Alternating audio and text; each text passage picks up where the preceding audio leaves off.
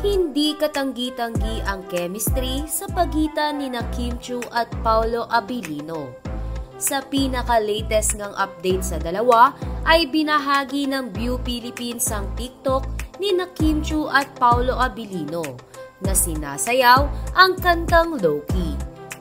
Bukod nga dito ay spotted din si Kim Chiu at Paolo Abilino para sa kanilang second day of shooting para sa kanilang trending PH adaptation series na What's Wrong with Secretary Kim.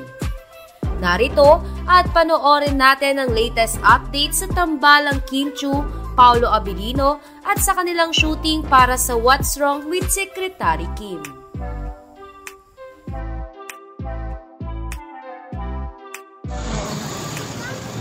Kim Chiu, ang gandang dit pala ng mukha.